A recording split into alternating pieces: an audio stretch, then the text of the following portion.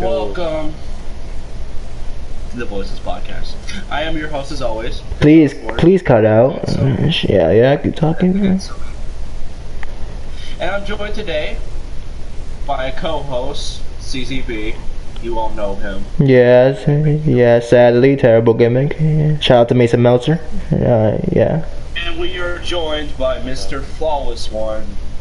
Hey, what's up? Alright, so let's get into the topics. Osborne, ask the first question. I just want to get into this already. What's up? First of all, Okay, this is gonna be what interesting. inspired you to do the Flawless One giving? Oh, let's hear this. Oh, that's actually a question. When did I start? I really started doing a lot of this around December, January. I think I was just going through. So one thing, what I was thinking of when I was making this, I'm not gonna lie. My dad went on a flight for his job, and he sat next to DDP. Like, he met DDP, and so I was thinking, if I was making a car, I like Diamond Dallas Page. There aren't now, but when I go back and look at him, he wasn't really a diamond gimmick. You know what I'm saying? Like, he was, but not the kind of way I wanted to portray it. So I didn't see a lot of diamond sort of wrestlers or gimmicks out there. So I was like, oh, this is something kind of not seen a lot, kind of unique, and I'll just put my own little spin on it and make it kind of like, I guess if Bobby Roode and Velveteen Dream had a baby, I'm that flashy character. I want to be. I want the spotlight. I want people to, I'm like, hey, look at me. So I'm flawless. I'm like diamonds. Like, if you think of a diamond's beautiful, and how it looks. And that's kind of how I wanted to portray myself through my gimmick. So. Yeah, I see that point actually, because like we've seen wrestlers like Scott Hall when he did his Diamond Stud gimmick. Mm-hmm. Whenever you see Diamond Dallas Page, you didn't really see much of that. So I understand that. Yeah, so I thought I'd go ahead and actually take it to that next level and make it like a beauty gimmick. You know what I mean? Alright. Yeah. My So you got any questions for Mr. Diamond? Shit, might as well have something in my head. Alright. I got one. Hold up, I had it in my head. Hold up. Okay, so recently on last week, on Sunday night, on the last Sunday, on Hardcore Takeover, you basically beat the fuck out of Carlson Wells, and I don't know where he is. He's probably somewhere else, but how does it feel to get the victory against Carlson Wells? Man, it's no surprise. I mean, he's a great competitor, been friends with for a while, but he kind of started talking crap, thought he could step up, and I proved that, he's not ready for it. He's not ready to step in with a real performer and a real wrestler like me. So, get the win, feels great. Gave him a little something extra, too, to really. Yeah, after the match, after he was already bloody pulp, you still beat his ass. Make sure to steer into his head, not to step to you. Alright. And okay, next question. Not recently, but you are in WCW, right? If I'm right, of course. Yeah. So far you faced the likes of Dave England, you interacted with the so-called rebels. They're gone now, but you get the point of that. So my question is, who do you want to face next in that company?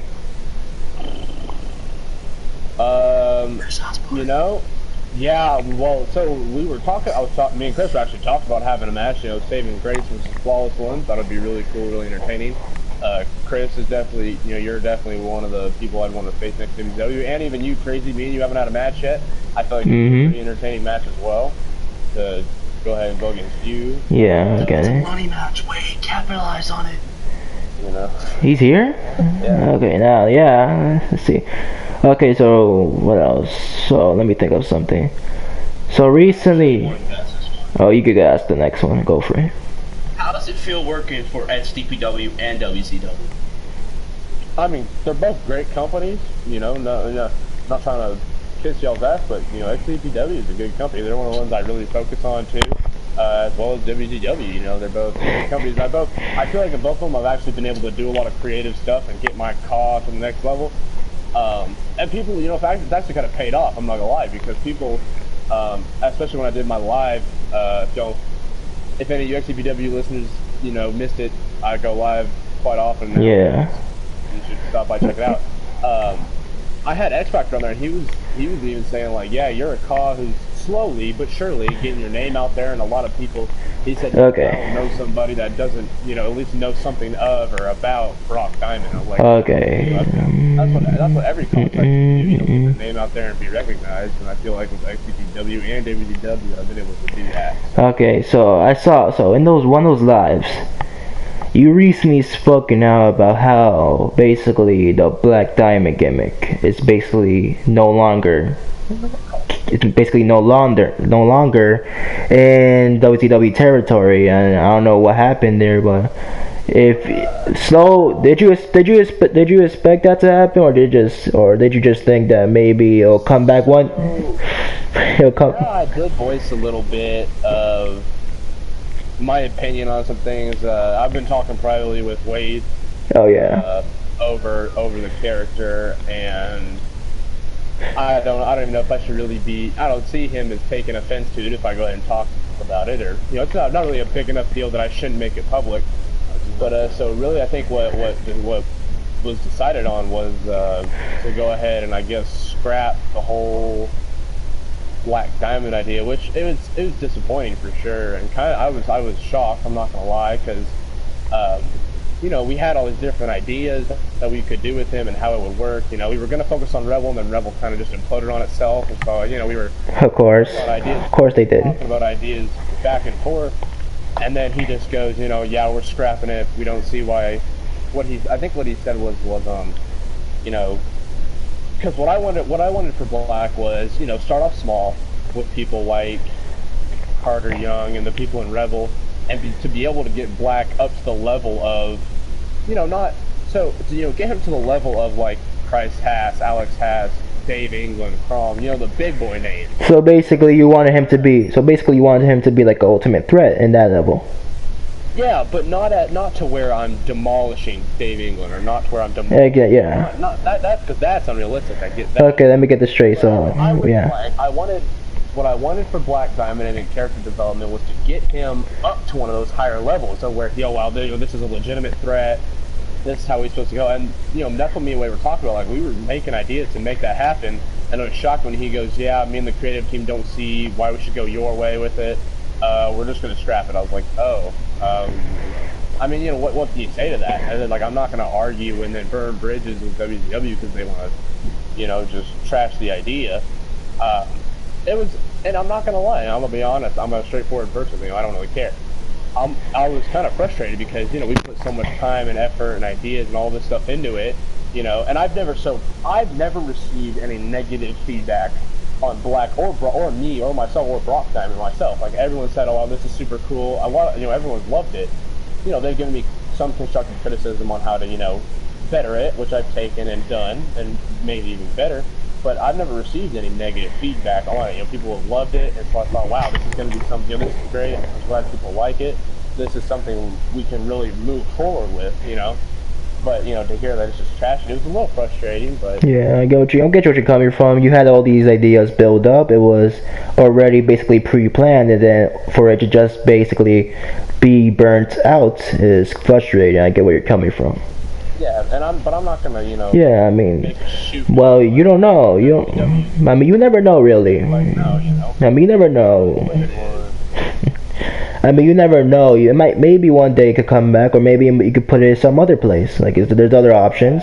Yeah, like. Yeah, at some point. And so now I'm just. I'm kind of just stuck with it. I guess we're trashing that, but but I don't see that as a roadblock at all. I mean, that just now I've focused a lot on the Brock Diamond as well, which now I can put even more focus into it and keep going on the rise in the company and as well in the Kaw community, and just keep building up my value and my status. And if WCW doesn't see the worth or value in Black Diamond, that's their choice, and that's I just gotta respect that, I guess. I'm not gonna argue and over it if there's no point in it. The way wars goes, I hear you somewhere, and you're not allowed to talk in the podcast. All right, so yeah. Are you talking about me? Yeah, okay. Talk your point of view. Oh my god. Listen, Testing. Wade Ward's Ghost. Okay. I'm about to Mr. get, Diamond. I'm about to get flamed by WCW. Listen, the reason I told Brock, I was like, yo, I'd rather focus on Brock and not Black, because we have like 50 people in this company that can do exactly what Black is doing. So I'm like, you know what? Might as well get rid of one. I'm going to focus on Brock, because Brock is cool. I like Brock. I'd rather just do Brock instead of...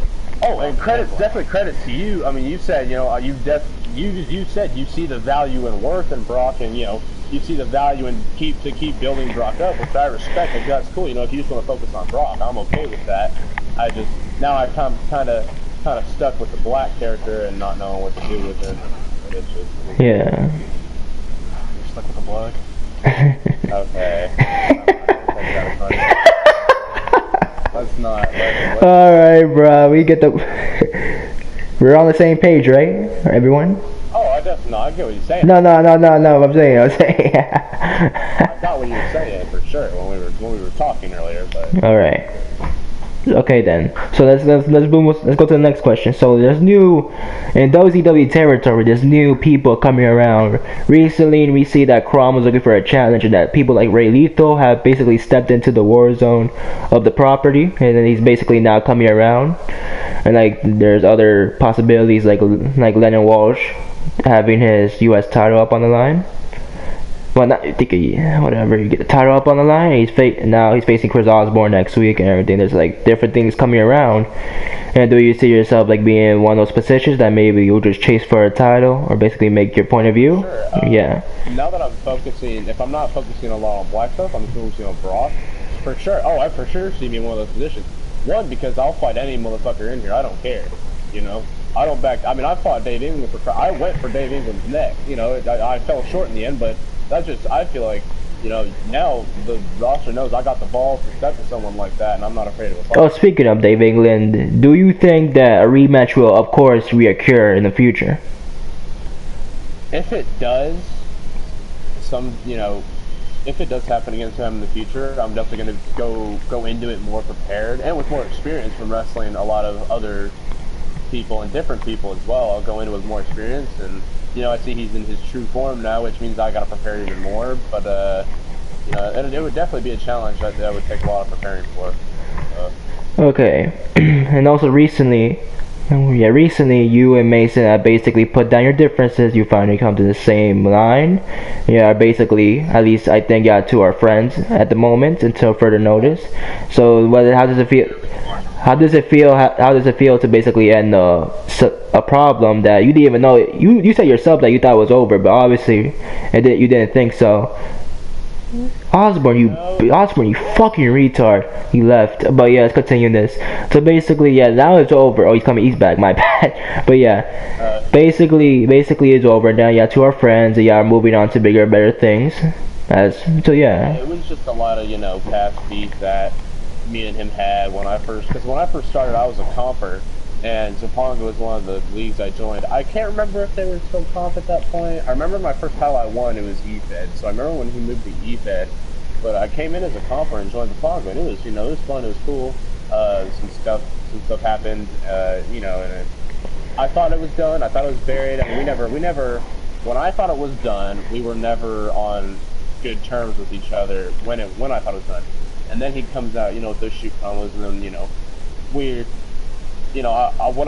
what happened in the end goal was I was glad that we were able to come together and, talk, like civilized adults. All right. And, work things out. So I'm just glad that, we finally, all that past beef and all that, dumb shit was finally put to rest.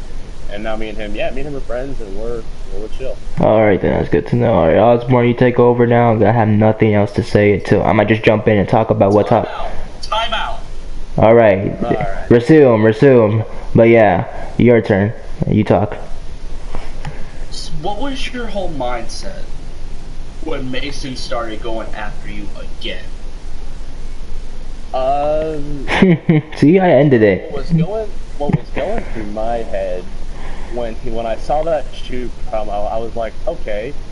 And I've even said, I've said everything that's in my mind, because again, I'll say whatever I want most of the time. I don't care. When I first saw the shoot promo, I was like, and this is now I'm not going to say Now I'm gonna put a quick disclaimer in case Mason sees this or someone says, "Oh, Brock's talking crap on you." I'm not. I'm not, flaming him anyway. I'm just gonna say what was going through my head at the time. So let's get that clear. At the time when I saw Shoot promo, I thought it was just bullshit. I was like, this guy, he's bringing the drama back up. I thought we were done. There's nothing. I thought if he legitimately had proof that I was being homophobic or racist, I'd come out and apologize for it, because then it obviously offended people to the level where it was getting out of hand. So I was like, okay, I'll come out and say I'm sorry, whatever. But as soon as I'm gonna be honest, as soon as he said, I have proof. Oh no, wait, never mind, I don't have proof. I was like, oh, it's over. I know, I'll just put, this is, there's no way that I'm gonna get, shot on for this when there's nothing to prove it. So that's why I came in. I was like, I made a live saying, this is stupid. He's full of it. This was at the time. I thought he was full of it. I was like, this is stupid. Who was it? I think it was John Carter joined the live and had Mason on the phone. It was like, yeah, Mason was to talk to. Like, okay, have him join the live. So when he joined the live, I was, my mindset during the live was, I'm gonna prove him wrong. Like, I'm gonna disprove all of this. I'm gonna show how it's bullshit, and we're gonna be finished with it. And in the end, I feel like I did that, and me and him were able to work through it. Now the stuff about the car and the tire, or whatever. I'm glad me and him were able to come together and figure things out, work things out with that. The homophobic and racist issue, I knew there was nothing that would show it, so I capitalized on it and said, if you have no proof, then stop talking about it, because it's not true. And in the end, we were just come together and figure things out. And that was my mindset. So basically, the reason why he thought that you were homophobic or racist is because people have, like he said, that there was several other people who have confirmed this, but just because they said it, he thinks it's true. So what do you think? That mindset is, of course, can have two different directions. It could go his way, or it could go your way. Yeah, because then at that point it's like, okay, if he's gonna go recruit people to speak against me, well, I'll just go get the people who like me to speak with me, saying how I'm not. And if I get more people than you, then it's just our words against another, and there's nothing to really prove it. It's just my word against yours. And you know that even in the real world, that argument is just there's nothing to really come of that argument. My word against yours. I mean, there's nothing that really comes of it unless you have actual proof. But hey, be grateful that the community sided with you instead of going against you and giving you TJ Evans heat. I'm so glad that the community was able to see from my point of view, because after this Mason stuff, I've gotten a lot of positive feedback on it. Like, hey man, the way I handled it, they said the way I handled it was great. The handling situation was great. The way I was able to defend myself and prove my certain points was great. I mean, I've got a lot of positive feedback from it all, and I've thanked the people who have said, I've thanked them and the people who have said all that, and I'm like, hey, y'all are the real ones. I appreciate you. I thought even with the argument happening, I was gonna get a lot of negative feedback, like you guys are babies, or you guys need to just shut up and who cares, and I thought it was gonna be a lot of negative, but people were giving me positive feedback from it, and I was actually grateful for it. But and even I'm still, I'm just grateful that me and Mason are on good terms now. We were able to work things out, and it's just over with. You know what I mean? Yeah. There's a couple of things to take out of that, though. The first thing I took out of it was it kind of seemed like Mason was taking Call a little too seriously. Like it got to his head a bit. Because he started getting a little dicey with some of the stuff that he did. And the other thing I took out of it was the fact that how if you didn't get the positive feedback, you would have been stuck with TJ Evans heat, and you don't want that.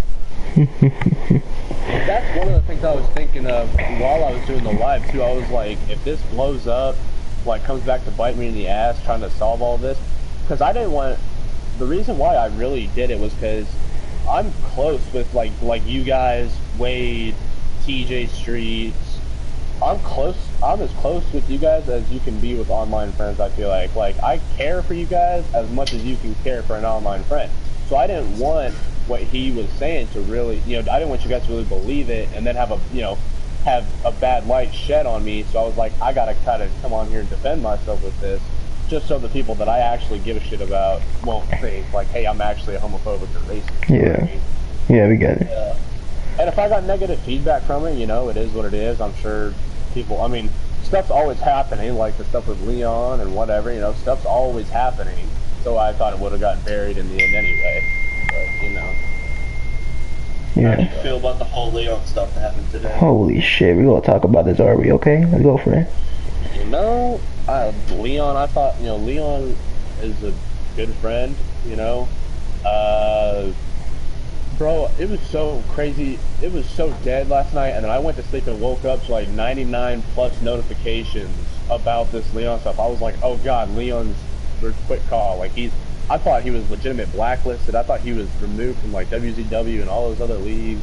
I thought he was just done for. And then I got spoke out against me. See, and then I got the story. I thought it was just because people were calling him out for saying the N-word. Like I was like, oh, okay, he's blacklisted for being racist. But like, then I saw what Havoc posted, and I'm just, oh my god. One thing I will say is that I don't really, Leon shouldn't have made public that he was getting beat at home, because that just opens himself up for a whole bunch of online hate and whatever. Like he did that. Floodgates. Yeah, he did that to himself. You shouldn't make that stuff public. Honestly, people are always dealing with stuff that you never really see anybody saying it unless they want attention. I'm gonna be honest, unless they want attention. And so, what I didn't think Havoc needed to do was try to expose him and call him out for it, because that was none of his. Now, Leon made it. How I see it is, to the people Leon told, he kind of made it their business because he was announcing it to everybody. But I don't think Havoc needed to take it to the level it needed to go. And I was even seeing this in some of the comments on the things he posted. People were saying that this was uncalled for. It was ridiculous. You shouldn't have done this.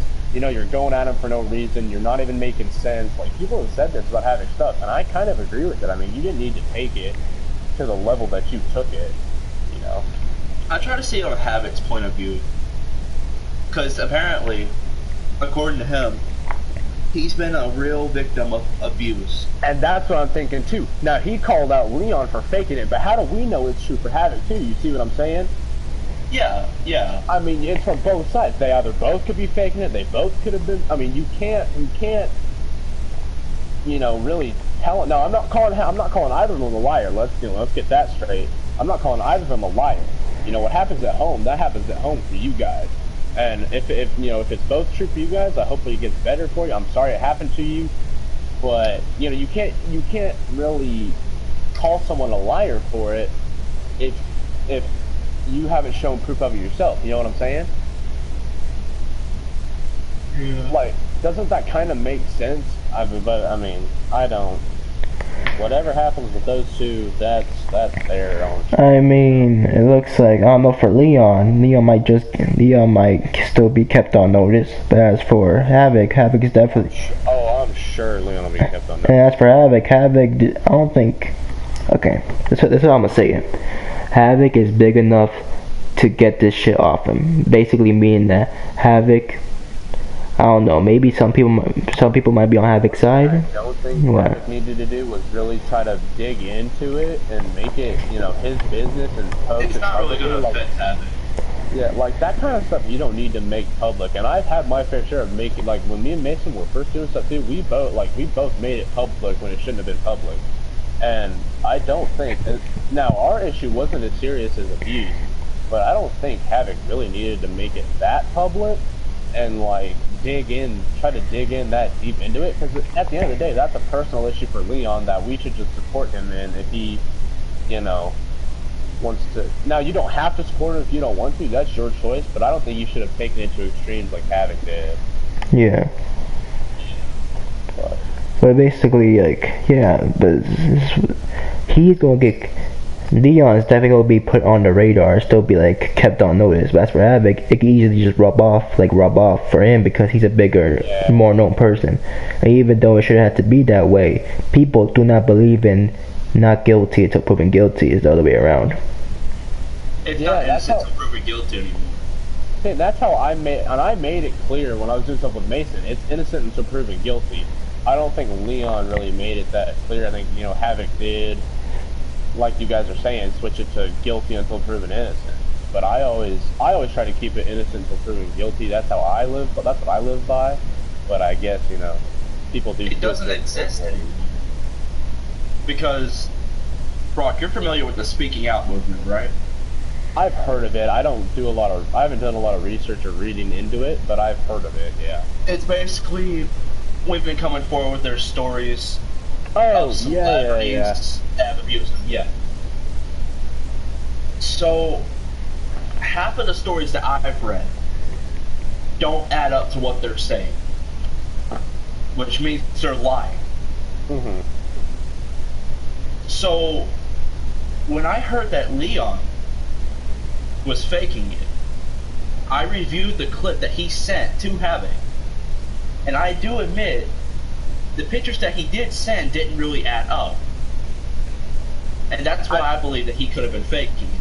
I couldn't really see, when Havoc posted the images, I couldn't really see it, you know, mainly because he was doing a really fast screen record and wasn't posting, you know, full pictures of it. I couldn't really see it.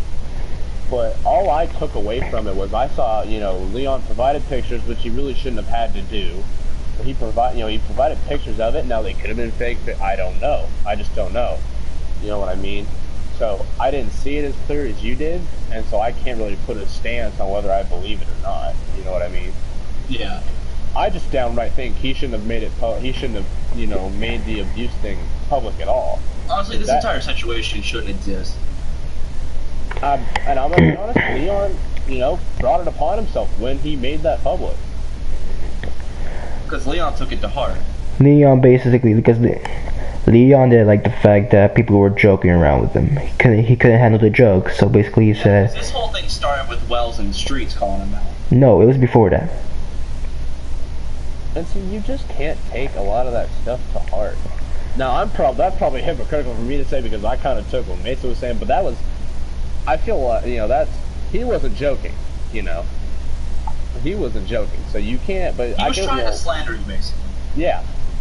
So that's a different issue. Now, jokes, you know, if he was, you know, if they're joking, you can't take, especially if you know they're your friends, you know, you should know they're just, you know, busting your balls, you know what I mean? I know a few people like that. But, I mean, at the end of the day, it's what people are saying online, you know? I mean, you can't really take it to heart. Yeah. So yeah. We're on to a lighthearted topic. Yeah, what's the championship that you like to win? Bro, I've said this many times. When Wade first released that North American title, it gave my redneck ass an American boner. I'm not gonna lie. I mean, that North American title was sexy. But I've won, you know, I'm like an 11-time singles champ and a 1-time tag. I've won plenty of titles in my day. Just with, you know, with being in here with being in COP 5 or 6 months, I've won a good amount of titles. Now that doesn't mean I'm gonna stop. You already know I'm coming for your neck if you got a title I want. You know, gotta have that gold around my waist. Gotta look sexy. But I'm definitely, I have yet to win a WCW title, and WCW is one of the main promotions that I focus on, that I, you know, that I strive to have success in. And so I'm coming for one of those WCW titles. I don't give a shit which one it is. I'll spin a wheel and pick one, and I'm coming for it. Could you be a potential challenger for EJ Tyler's Intercontinental Championship? For what? The Intercontinental Championship in Xdpw. I'll take on whichever champ wants a real challenge for that title. I'm there for it. You know, a title or some other title. Well, right now, I recently defeated Raid War. Right now, I have no one on my back. So next week on Friday, we'll find out who will step up. know I'll be one of the people trying to step up. Let's see, we'll find out. This is my final question, and I'd like to wrap it up with this question. Alrighty. Does wins and losses really matter anymore? Define what you mean, does it matter? Exactly. Because, In a sense, what do you mean, exactly? let me give an example. I've been somewhat known for losing a lot of matches. In my company, at least. Mm-hmm. So, the thing is, me losing a lot is trying to give other talents, like, a fresh start. Mm-hmm. And it's trying to, like, build towards a story, which I'll get to that in a minute.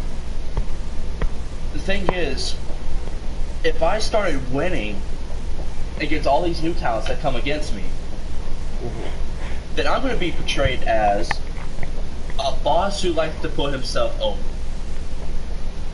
And if anyone knows me, that's not me. Yeah, and I don't see you as that. One place I do see that is Invasion. Invasion is complete bullshit. The one owner runs like 3 different accounts, and all those accounts are undefeated and champion Invasion. I'm like, that's so bull. That's the stupidest thing ever. But it's like the Water Slug versus Crom match. I think what you would do. You want to talk about that match? Like keep it even, Chris. Like you could, win some, lose some. You don't have to just lose all the time. You don't have to win all the time. Just keep it even. Or don't be on your own show. Find that happy medium, that too. But just find that happy medium. As far as do I think, starting out. Go ahead. When we were first starting out, Al Maverick character, he lost a couple matches at his start. And the reason I was doing this because I was telling the story. Do we really have to bring this up on the podcast? I'm just being straight up. Do we have to bring it up on the podcast? Without a purpose, I find that damaging. But if you're losing as part of a story, that's fine. Yeah, because then it leads to something even bigger. At the end of the day, it's about entertaining the people that view your company. You know what I mean? The people that watch the shows, that watch the matches, want to be entertained. And so you've got to do what you got to do to keep them entertained. You know what I mean? So if someone's got to lose, then they got to lose. Okay, let me ask you both a question. Are you a wrestler or entertainer?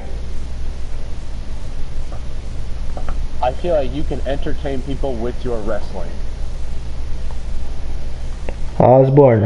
Okay, I get you. Osborne, are you a wrestler or entertainer? I 100% prefer being a wrestler. Because that's what we're here for wrestling. No, let me... I feel if someone is good at wrestling, and if like good on the mic, fantastic character work, a part of a good storyline, I feel like that's the makings of an actual great wrestler. But if they're not a great wrestler, but they're still good on the mic, they can still be successful, but not in the way that you would want. Yeah. Either is you're a good, not the way that would put you over. Like you're good to the fan base while you're wrestling, or you're good to the fan base with your charisma. So if we can find both, that's better for everyone else. Mm-hmm. You just gotta do it right. Okay, alright. Let me actually answer your question the right way, Chris. Sorry, I'm gonna go back to it. Do wins and losses matter? I feel like wins and losses do matter because the more wins that you accumulate, the better well-known you're gonna be. And then if you do, because we treat COD like it's an actual brand. So if you win a lot, you're gonna get more opportunities in the end, like title opportunities, and that'll get your name out there more. So I do feel like wins and losses matter. Yeah, Yeah. that makes sense. I'm Okay. in the party. You want to text me? Okay, let me ask you something, bro. Okay. Yeah. Okay, so let's say you have let's say your character's going somewhere, and some shit like, well, I mean, your character's already going somewhere, of course. Not saying it's not, so it's good to get that out there. But let's say if you lose so much, but the character just keeps getting better, like developing by it, do you think the wins matter now? I feel like if I were losing a lot, but I was still gaining a lot of recognition, I'd be gaining recognition for the wrong reason. I'd be Okay, yeah. as a jobber or like someone who loses a lot, and that's not the recognition I try to. That's just I personally don't want to be known as a loser, as someone who loses a lot. Now that might be a selfish thing to say. I don't care. That's not how I want to portray myself. You know, I want to be one of the dominating names out there. Okay. You know what I mean? Mhm. As far as wins and losses go. No, I'll take a loss every now and then, and I'll take it on the chin, Yeah. like a man, and I'll go and come my next opponent 10 times harder, and to make sure I win the match. But I'd never plan on losing when I wrestle. Yeah. Hi, Osborne. You brought up the Slug versus Craw match, so what was that about? I hear there's a big part 2 coming up. Let's talk about that match, actually. I would like to talk about it. Yeah, say your thoughts on it. So, I'm not like super I'm not super interested in what Crom does. Personally, I just don't feel like he's all that. I just feel like he's kind of generic a bit, but then you signed him. But yeah, go for it. Keep talking. hey, we have TJ Evans. What are we gonna do? Hope you didn't sign him without. I hope you don't sign him without having a plan for him. Is all I'm gonna tell you. Because then we're gonna have an issue. So that's what I'm gonna tell you. But yeah, keep going. my first interaction with Crom, it gave me like a really bad taste, and it gave him a really bad taste too. Because after our match, I was like kind of poking the bear a bit by saying, "Hey, I beat you." So therefore, Crom didn't like me. And then my interaction with Butterslug was when he told me to join OT3 Wrestling. So, when I found out there was a match between these two, my first instinct was to not watch it. Because it just didn't interest me. I really didn't care that much. But whenever CCB over here told me that Crom got buried in this match, I'm like, Crom got buried in a wrestling match? I have to see if this is true. And I saw the actual match, and I'm like, my God, that he got buried! He did. I felt bad for Crom. Hey, Robin even spoke out about. Robin even told Slug himself that you buried them. Which leads me to believe that there must have been a lot of funny business going on in the preparation of that match. Because they're both evenly, like, in statue, these guys are, like, both evenly matched a bit. So, when he gets buried, that's kind of a problem. Okay, I'm gonna just say this. They're okay. We gotta say something here? Or you could go.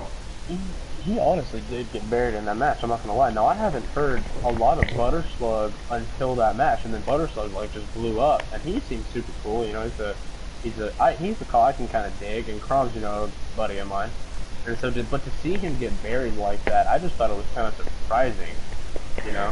That was fucking. I'm glad the company's showing the big boys some love, giving us a big match, but I thought it could have been I thought it could have been a better matchup. I thought Crown would have put up, a better fight. Hopefully part 2 is I think it's fucking stupid how you get to, okay, I think it's fucking stupid how you get someone like Crom. Like, you might hate him, but let's face it, he's one of those people who are up there.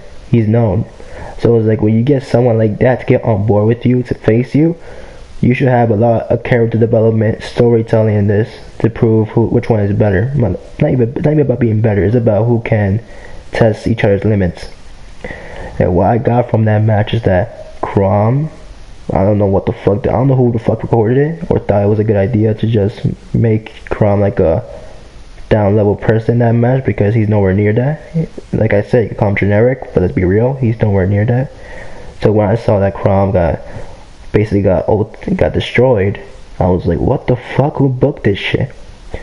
Like, it's like, okay, you get the big man to face you, there should be a lot of, like, I saw when the match got announced, I was like, okay, it's gonna be interesting. I knew who Butter Slug was, but I'm not really interested in his character, because Mason's making shots of the community. Ooh. Live about it as we speak. Yeah, I saw it. That'll be entertaining to watch. Yeah, I'll watch it when I care to, but yeah. Anyway, go ahead. We were talking about Butter Slug and that. So basically, I saw the match, and my problem with the match is, like, Crom is basically a more developed big man, so of course he should be like I'm not saying he should be like the ultimate level boss to defeat, but he should be like someone who is a full-on challenge. Like someone who will fight you in the beginning and let you get a few hits in, but he'll let you know that he's holding back, and eventually will start fucking trying. Like, I expect something like that, because Crom isn't much developed by me, big man. So for me to see that Crom got taken down a little bit too easy, it's like, what the fuck? Like, I don't know, like, there's a part 2 coming now, I get that, but still, that doesn't stand up. It got released from Oblivion and Legacy. Who, I don't care. Who, I don't care, but yeah. Rest in peace. Whatever, yeah, I honestly don't care about that, but yeah. I don't know, but yeah, it's funny, but like I was saying, I'm definitely excited for part 2 for Crom. I'm interested in it, because I want to see if they'll do Crom a little bit more justice, because you can't just, okay, unless Crom was behind the idea, which I don't know if he was, but if he was, then that's a different story. But for now, I'm gonna say that it's still bullshit. I hope part 2 has better storytelling and more development in Crom's character, and of course, it's like if I faced Dave England, which I have before, but the thing is, you don't see me going over Dave England, because it wouldn't make sense. Dave England is like up here, and I'm all the way down here. Yeah, one of the reasons why I went for Dave England was because I didn't really have my name out there in WCW, but challenging one of the big guys even to get beat, and this is even in WWE. Like on like Daniel Bryan's story, he challenged had a match with a big champion and got kind of got his name out there even though he lost. I'm going to the big guys to show that I can wrestle with them, I can compete against them. Watch out. Dave England, like he's definitely like a legendary superstar in the cloud community, and he's a great guy. I've talked to him before. He's my number one dream match. So I'm trying to. So, but we haven't faced off in the ring or anything, so that's interesting for me. Maybe eventually it'll happen, but for now, yeah, I see. But we get where I'm coming from with the Crom. If Crom loses though, if Crom actually loses the second match, worse than before. I'm sorry to say this, but he should probably start asking for his release from that company. I don't think he's even signed to the company, because he didn't even say anything about it. I think what he needs to do is matches. It's just matches. Yeah, it's just matches. It's not like. It's just matches. Okay. I was gonna say if it was a company he gets buried like that, he needs to have a talk with them. But if it's just matches, I wonder who's And Osborne, Wade Ward's Ghost has a point. Define generic with Crom. I want to hear this. You there? Wait, what? Wade Wars Ghost said define generic when you were talking down on Crom. So I want to know what do you mean by Crom as a generic big man? Generic. Yeah, I define. would call it generic before. It's honestly, it's one of just. It's literally a basic insult. Like if you just want to insult somebody, you call them generic. Now, if you actually mean it, you'll actually provide good reason for why they're generic. But I've been called generic, and no one's even ever said why. I'm gonna try my best to give a good reason. They're just, you're generic. I'm like, that literally does nothing to me because of that. I just know you're full of shit because I'm more unique and better than you are, and I know it. And you're just calling me generic because you just want to insult me. I mean, that's how I see that insult. Okay, but you called Crown generic. I want to know why you. Yeah, exactly. Why did he? I didn't. No, that's why that's why I'm asking Osborne. Why? I'm trying to give a good reason. Now Osborne, before you talk. I said that. Okay. And also, I'm not saying he's full on generic. I just said he kind of seemed a bit generic. Now, if you go call him generic because you beat him, then that's stupid. I'm gonna just say that. So hope it. Okay, then go. Here you go. Not because I beat him. That's not the focus. When I first came into WCW, I kind of started looking at all these like big men, like characters that are like 7 feet tall and roided up, right? Oh, we've got plenty of those for sure. We have like 3. I started looking at that. Number one, I didn't know much about like any of these guys. When I first started out, I didn't know really much about Wade. But the more I started to like getting used to them, Wade and Dave are like bona fide legends in this community. We've got more than 3. We've got Crom, Wade, Dave, Christ, Alex. We've got a hot few. Alex isn't. But when I started looking at Alex Pass isn't considered a big boy? No, he's not. He's. Oh, then I'm just your bullshit. size, Don't listen to me. Oh, then don't listen to me. I'm Alex is just when I a. started looking at Alex is basically just a challenge. Like a challenge. Go ahead and continue, Chris. I'm full of it. I don't know what I'm talking about. Go ahead. the thing with Crom is, I thought his character was just that he was big, and that's it. Kind of like, anyone remember Ezekiel Jackson? Yeah, what about him? He kind of reminded me of him. That he was just big and that he had nothing else to him.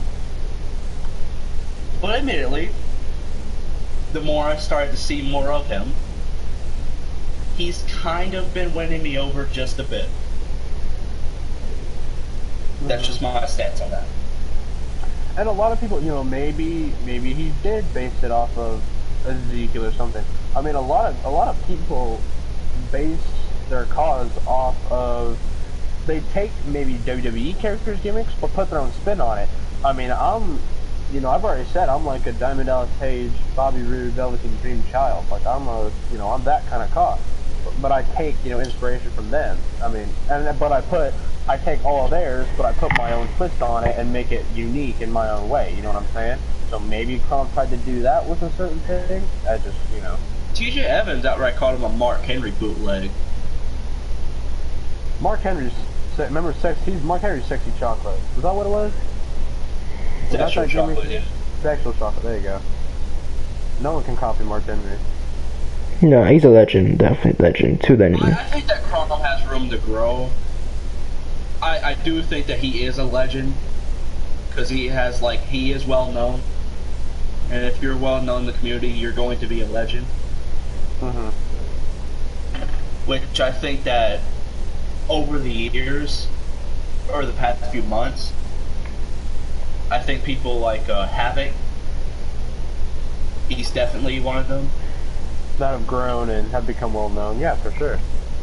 Mason, I see Mason as one. Lennon is definitely one. CCB is getting up there. Brock, you might be. Me, I'm just I sure hope semi-known, so. but I don't. Okay, Osborne. I actually have to ask you a question. Now, on Hardcore Takeover, what the fuck happened? Like, you need to seriously tell me what the fuck was going on. You faced Ryan Young, and let's just say that a lot of shit was fucked up. Let's be real. Now, I got rumored to hear that you just didn't care enough to give your own body a break, but obviously I don't think that's the case. So I need to learn what the fuck was going on. And just More when I faced off against you, it was a bloody war. We both absolutely killed each other. Wait, the first time, the second time, let's get this straight. Second time, I'll say, yeah, we did. The second time for the world title. Okay, yeah, that was a good match. That's probably one of my favorites, to be real with you. But yeah, keep going. When I was laying on the mat, I had a few thoughts in my head, like, what could honestly come out of this?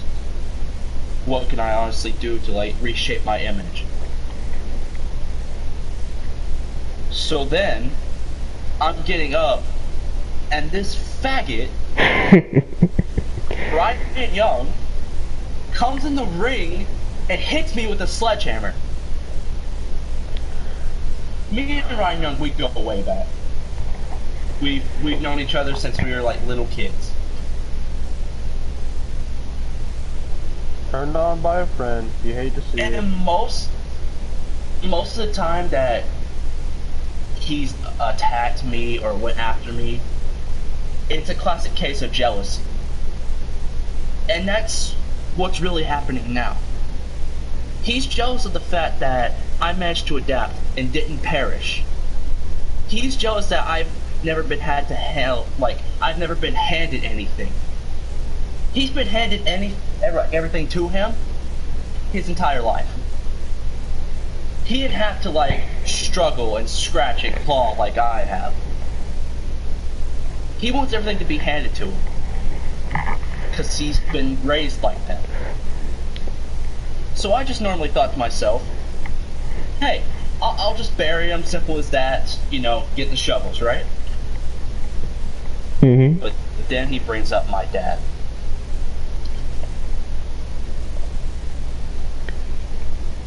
And I already told this before. I didn't want him to be held accountable. I didn't want him to be held accountable for killing his career. But the second he said that, I started feeling no remorse. So when we got to the match, you saw clear as day, I was tearing him apart. We were going all over around the ring and whatever, all in the crowd and whatever. I was destroying him.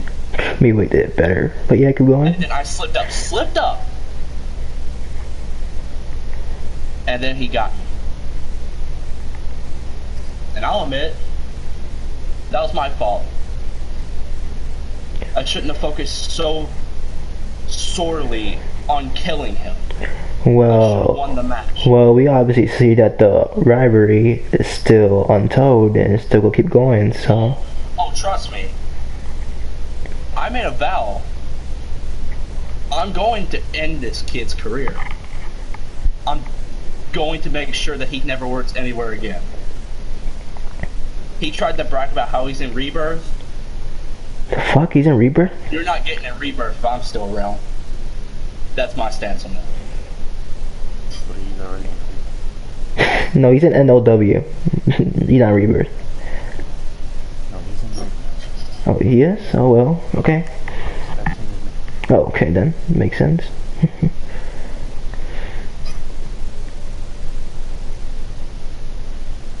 Well, that guy's got in for a rude awakening. Let me think of something. It's gonna be a long ride. No, what's the next favorite? We will watch with entertainment. It's still the opponent. We'll find him. But yeah, I'm looking. Find out your opponent soon. No, I'm gonna find out. I'm gonna look for one. But we'll find out. Anyways, I think we should wrap this up. Hey, it's been fun. If we got nothing else to talk about, nothing to bring up, I can't Yeah. think of anything off the top of my head. I think we've covered a lot. Yeah, we covered that. That is Mr. Flawless One Brock Diamond. Hey, appreciate y'all That's for being on the CZB, terrible podcast. gimmick. I enjoy talks like these, especially with, you know, friends. I mean, even just talking like this with friends, getting our points out there and stuff, this is fun. Yeah. Thank y'all for having me on it. I appreciate it. This was fun. Yup. I'm Chris Osborne. Thank you guys for tuning in. Stay We'll flawless. see you next time on episode 3. Stay global. Thanks, Wade. Appreciate it. Alright, peace out. Later, y'all.